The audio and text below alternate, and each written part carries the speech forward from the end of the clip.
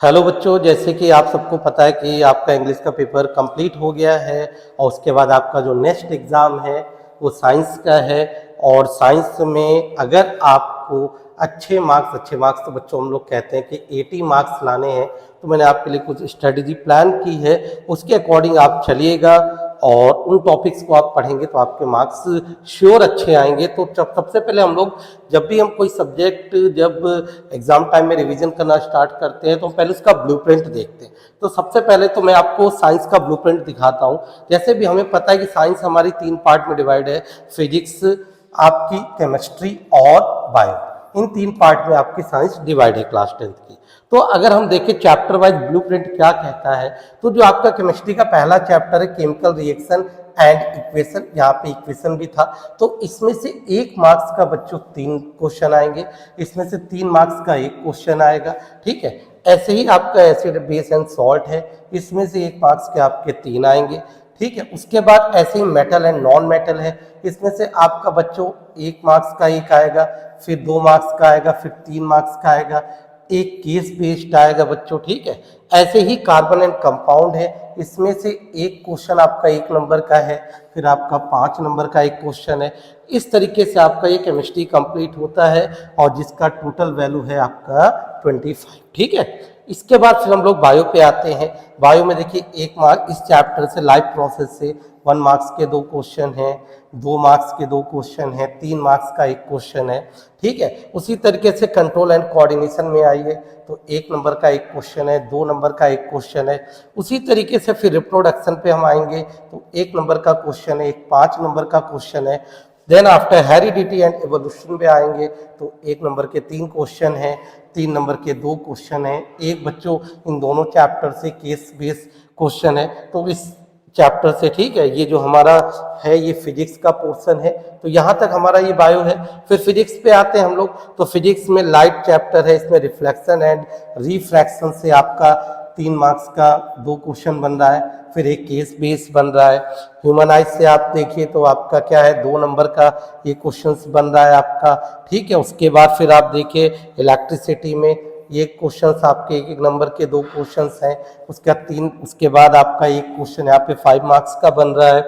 Magnetic effect end of, यहाँ पर देखिए अगर आप मैग्नेटिक इफेक्ट में आप देखेंगे तो यहाँ पे 1 मार्क्स के 3 क्वेश्चंस हैं, फिर 3 मार्क्स का आपका 1 क्वेश्चन है। और फिर अवर इन्वायरमेंट से देखेंगे तो आपका यहाँ पर 2 नंबर का 1 क्वेश्चन है और 3 नंबर का 1 क्वेश्चन है। तो इस तरीके से बच्चों जो हमारा ये पूरा बनता है, जाके हमारा पेपर 80 मार्क्स का है। तो जब आप इसका रिवीजन स्टार्ट करिएगा तो सबसे पहले आप इसका ब्लूप्रिंट पढ़िएगा, ब्लूप्रिंट्स के अकॉर्डिंग ही आप इसका रिवीजन स्टार्ट करिएगा। ठीक है बच्चों, तो देन आफ्टर अब हम लोग चलते हैं चैप्टर वाइज कि कौन से टॉपिक। देखो बच्चों, जैसे कि हमने भी आपको इसका ब्लूप्रिंट दिखाया और ब्लूप्रिंट बताया कि कौन सा चैप्टर कितने मार्क्स का और किस टाइप के क्वेश्चंस आते हैं। तो चलिए अब हम लोग चैप्टर वाइज डिस्कस करते हैं कि चैप्टर वाइज कौन से टॉपिक आपके मोस्ट इंपॉर्टेंट है। तो चलिए मैं आपको चैप्टर वाइज बता रहा हूँ। देखिए बच्चों, सबसे पहले मैंने देखिए लिखा है पीसीबी। पीसीबी का मतलब है फिजिक्स, केमिस्ट्री और बायो। ठीक है, तो पीसीबी में सबसे पहले मैं फिजिक्स लेकर आया हूँ कि फिजिक्स में इस साल कौन से चैप्टर से कौन से टॉपिक आपके इंपॉर्टेंट बन रहे हैं। तो जरा देखिएगा, सबसे पहला चैप्टर है लाइट।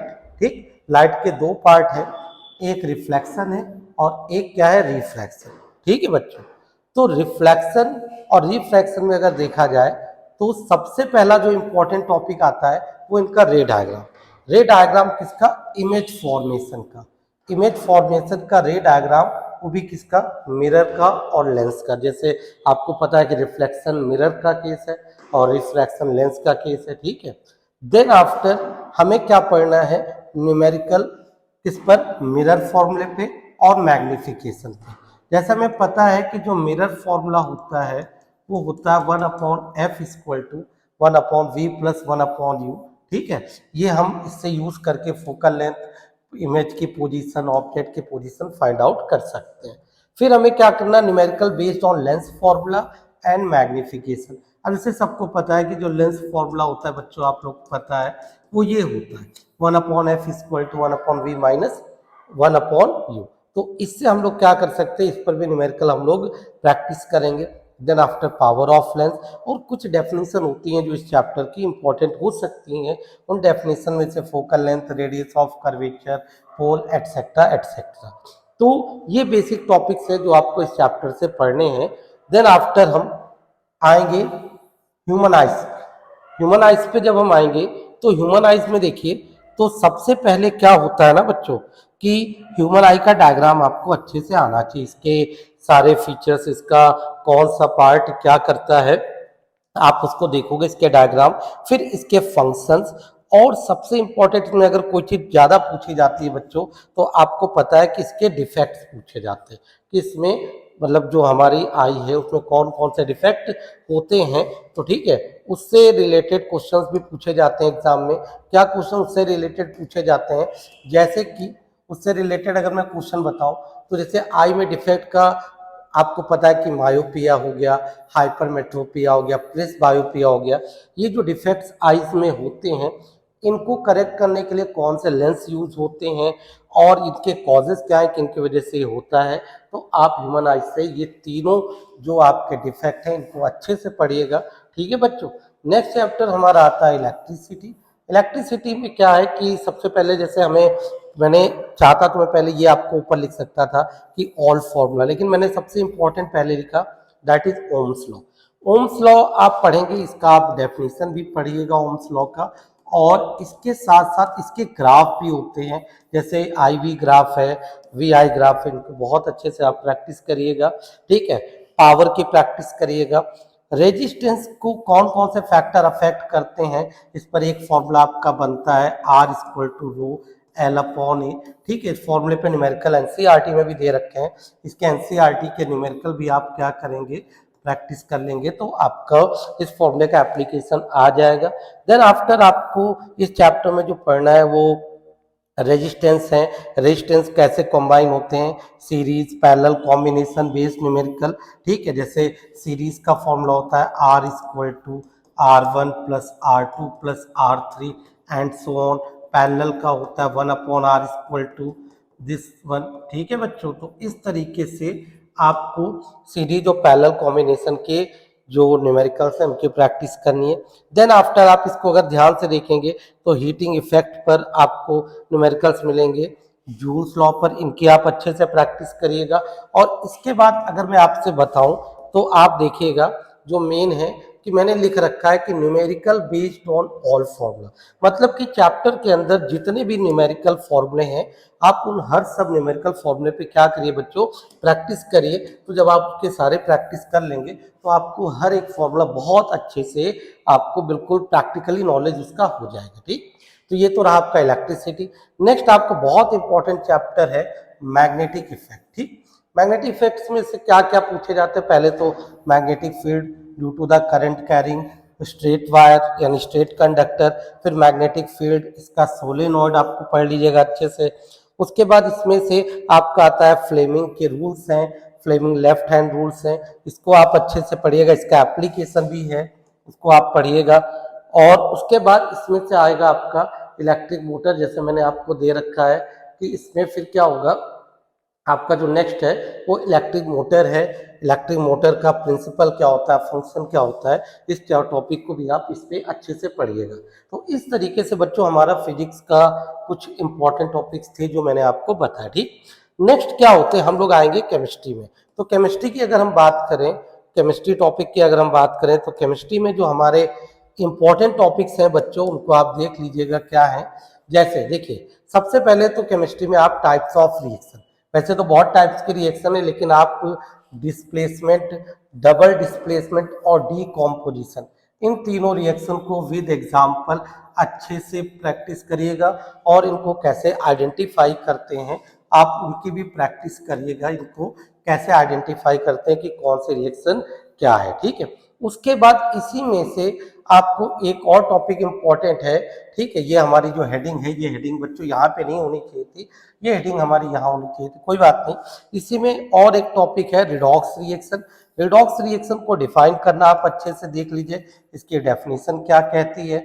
इसमें ऑक्सीडाइजिंग और रिड्यूसिंग एजेंट, वो मतलब कि आपका है ऑक्सीडाइजिंग। तो बच्चों जैसे मैंने आपको बताया कि यहाँ पर क्या होता है कि इस जो चैप्टर था केमिकल रिएक्शन एंड इक्वेशन, मैंने कहा इसको ऊपर होना चाहिए था, तो ये 2 टॉपिक भी इस पे आप अच्छे से इसको कर लीजिएगा।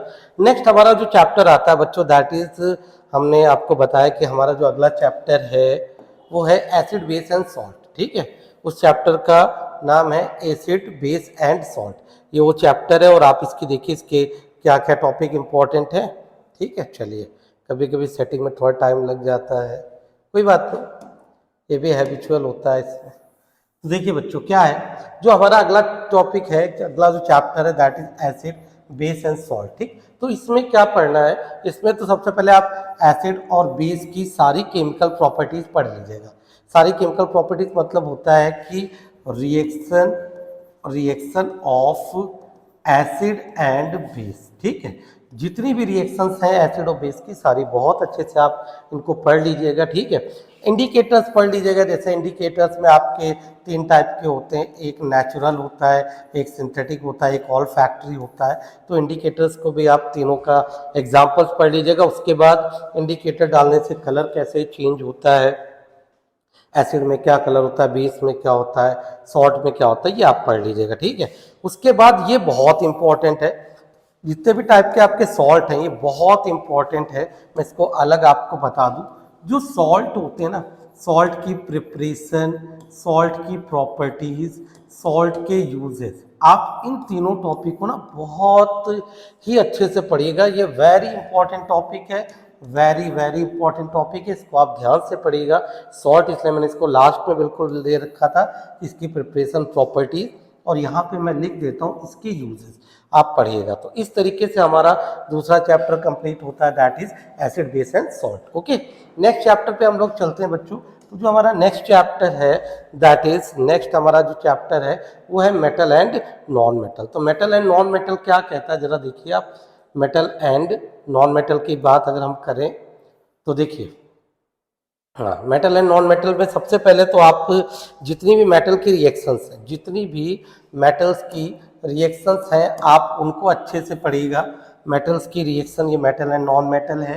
इसमें आप सबसे पहले क्या करिएगा, reaction of metal with water. मैंने यहाँ पे एक पॉइंट लिख रखा है कि जो मेटल की रिएक्शन है, मेटल की रिएक्शन वो किसके साथ, वाटर।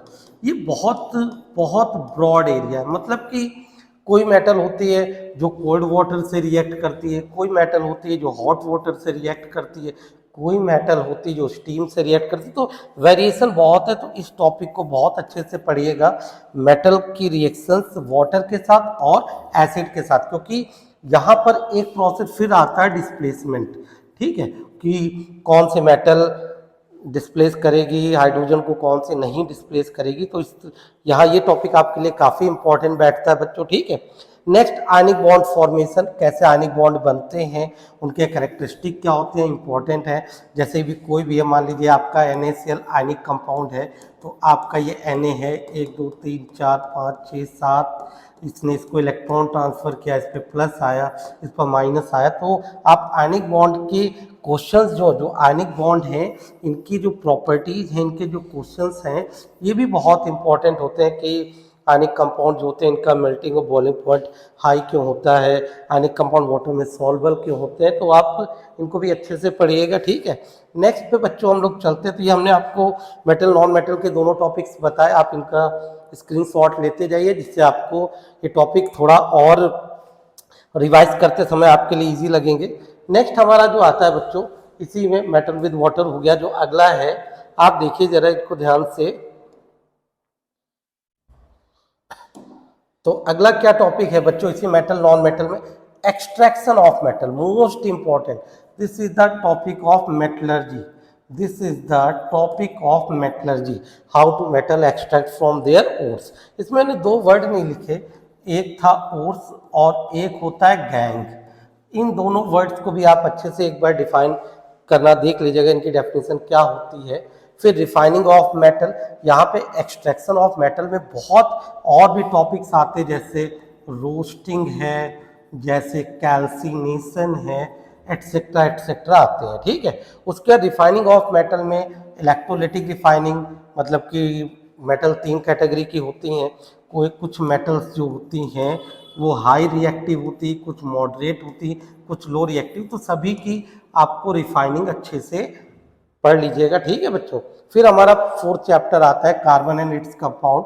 यहाँ पर क्या, सबसे पहले तो कार्बन कंपाउंड्स की केमिकल प्रॉपर्टी, मतलब कि इनकी जितनी रिएक्शंस हैं, जैसे एडिशन है, सब्स्टिट्यूशन है, ऑक्सीडेशन है, एटसेट्रा एटसेट्रा, इनकी सारी रिएक्शंस बहुत अच्छे से पढ़िएगा। इलेक्ट्रॉन डॉट स्ट्रक्चर्स की प्रैक्टिस करिएगा, जैसे आपसे कहा जाए कि C2H6 का इलेक्ट्रॉन डॉट स्ट्रक्चर्स बनाओ, तो उनकी प्रैक्टिस करिएगा। होमोलॉगस सीरीज पढ़ लीजिएगा, डिफाइन कर लीजिएगा, एग्जाम्पल पढ़ लीजिएगा कि दो सक्सेसिव मेंबर के बीच में माइनस किसका CH2 का डिफरेंस होता है, ठीक है। फिर preparation of ethanol and ethanoic acid, यहाँ पे प्रिपरेशन वर्ड से ज़्यादा इंपॉर्टेंट, प्रिपरेशन को आप प्रॉपर्टीज बना दो, प्रिपरेशन को आप प्रॉपर्टीज बना दो, वो थोड़ा सा टाइप करने में मिसप्रिंट हुआ होगा, ठीक। तो ये प्रिपरेशन की जगह properties of ethanol and ethanoic, इनकी जितनी भी रिएक्शंस हैं सारी आप पढ़ लीजिएगा। उसके बाद सोप डिटर्जेंट को बहुत अच्छे से पढ़िएगा। सोप डिटर्जेंट में एक टॉपिक आता है मिसेल फॉर्मेशन, तो इसको आप अच्छे से पढ़िएगा तो आपका ये टॉपिक क्लियर हो जाएगा। IUPAC मतलब कि कंपाउंड्स के नेम, और आइसोमेर, ये तो आपको पता है कि ऑर्गेनिक अगर है तो ये दो टॉपिक तो आपको मोस्टली मिलेंगे ही मिलेंगे, किसी भी क्लास में। अब 10 से आपकी ऑर्गेनिक स्टार्ट होती है तो ये आपको मिलेंगे। तो नॉमेनक्लेचर और आइसोमेरिज्म पढ़िएगा, किसी भी कंपाउंड के कितने आइसोमर बन सकते हैं, जैसे एल्केन के आइसोमर कितने बनते हैं, तो फॉर्मूला होता है 2n-4+1, तो आप इससे कैलकुलेट भी कर सकते हो। नेक्स्ट हमारा बच्चों आएगा, अगला आने जा रहा है। मैंने इसमें एक चीज़ आप देखिए लिख रखा है कि कुछ क्वेश्चंस होते हैं केमिस्ट्री में, ये किसी भी चैप्टर से आ सकते हैं। जो क्वेश्चंस हैं ये किसी भी चैप्टर से आ सकते हैं। क्वेश्चंस कौन से हैं कि भैया कि किसी भी चैप्टर से कोई रिएक्शन, कहते हैं कि कंपाउंड X है, Y से रिएक्ट करता है, Z बनाता है, एटसेट्रा एटसेट्रा, फिर कहते हैं इसकी सारी रिएक्शंस लिखो और XYZ को आप बताओ, X क्या है, Y क्या है और Z क्या, ये भी पूछते। तो ये किसी भी चैप्टर से आ सकता है, ठीक है। उसके बाद एक्टिविटी, सारे चैप्टर्स की एक बार आप NCERT की जितनी एक्टिविटी हैं देख लीजिएगा, ठीक है बच्चों। तो ये हो जाएगा हमारा केमिस्ट्री। नेक्स्ट हमारा बायो आता है। बायो में पहला चैप्टर जो है आपका लाइफ प्रोसेस है। तो देखिए लाइफ प्रोसेस में न्यूट्रिशन बहुत अच्छे से पढ़िएगा, इनके सारे डायग्राम पढ़ लीजिएगा। ह्यूमन हार्ट का डायग्राम भी आप देखिएगा, क्योंकि अगर इनका फंक्शन है तो फंक्शन तभी आप बता पाओगे जब आप डायग्राम बताओगे। जो एक्सक्रीशन है ह्यूमन बींग्स में, इसको विद डायग्राम, रिस्पिरेशन, इन सभी के डायग्राम के साथ आप इनकी प्रैक्टिस करेंगे तो टॉपिक आपके अच्छे से हो जाएंगे लाइफ प्रोसेस के। नेक्स्ट आपका लाइफ प्रोसेस के बाद जो अगला आपका चैप्टर आता है बच्चों, वो आता है control and coordination. Control and coordination की अगर मैं बात करूं तो आप देखिएगा क्या सीन होता है इसका। कंट्रोल एंड कोऑर्डिनेशन में आप न्यूरॉन का डायग्राम अच्छे से पढ़िएगा, इम्पल्स का फ्लो पढ़िएगा, रिफ्लेक्स आर्क इसका डायग्राम की प्रैक्टिस करिएगा, human brain function diagram important होता है, इसको पढ़िएगा। ह्यूमन एंड प्लांट हार्मोन्स क्या होते हैं ये भी काफ़ी इंपॉर्टेंट होते हैं, इनको पढ़िएगा। तो आप कंट्रोल एंड कोऑर्डिनेशन से ये टॉपिक पढ़िएगा। फिर हमारा जो नेक्स्ट चैप्टर बायो का आता है बच्चों, दैट इज जो अगला चैप्टर है वो हमारा है हाउ डू ऑर्गेनिज्म रिप्रोड्यूस, यानी जो ऑर्गेनिज्म होते हैं उनके अंदर रिप्रोडक्शन कैसे होता है। तो आप देखिए इसमें आपको mode of reproduction by single organism, reproduction in flowering plant with diagram. देखिए बायो में ना बच्चों डायग्राम की प्रैक्टिस बहुत अच्छे से करिएगा। Reproduction in human, reproductive health, बहुत सारे एटसेट्रा एटसेट्रा यहाँ पे क्वेश्चंस बनते हैं। तो आप इन सारे, ये देखिए जो हम बता रहे हैं बेसिक टॉपिक है, और सारे क्वेश्चन अगर आपने प्री बोर्ड्स में भी देखे होंगे या आपने एग्जाम देखे होंगे क्लास 10th में, आपके जितने भी एग्जाम्स क्लास 10th में हो, चाहे हाफ ईयरली हुई हो, चाहे प्री बोर्ड हुए हो 1, प्री बोर्ड 2, ये सब क्वेश्चंस मोस्टली इन्हीं टॉपिक से पूछे जाते हैं। फिर हमारा हेरिडिटी एंड एवोल्यूशन में देखिए, इसमें भैया ये मेंडल्स लॉ को तो बहुत ही इंपॉर्टेंट है, पढ़िएगा। इसके कंडीशन है जैसे पेरेंट्स जनरेशन, ठीक है, F1 जनरेशन, फिर F2 जनरेशन के तीनों के जो केस, जैसे हमने अभी आपको बता दिया बायो का टॉपिक। हमारा एक और चैप्टर बचता है अवर इन्वायरमेंट। अवर इन्वायरमेंट में क्या है कि आपको जैसे इकोसिस्टम, इसके टाइप्स आप पढ़ लीजिएगा, food chain and food web इसको पढ़ लीजिएगा, trophic levels, ozone depletion layer etcetera etcetera. तो ये काफ़ी थ्योरेटिकल चैप्टर है, तो आप पढ़ लीजिएगा बच्चों जो मैंने बताया। तो जो मैंने आज आपको चैप्टर बताया, क्योंकि आप अब रिवीजन स्टार्ट करने जा रहे हो, जब आप रिवीजन स्टार्ट करने जा रहे हो तो आपके पास ब्लूप्रिंट्स और जो भी चैप्टर्स आपके टॉपिक्स हैं उनको आपको बहुत अच्छे से प्रिपेयर करना चाहिए। तो अब आप क्या करिएगा, ये सारे इनका स्क्रीनशॉट ले लीजिएगा टॉपिक्स का और इनको प्रिपेयर करिएगा। फिर मैं और इसके अब सब्जेक्ट वाइज मैं वीडियोस आपको इसके दूंगा। ठीक है बच्चों, तो thank you, start your preparation. Okay, bye.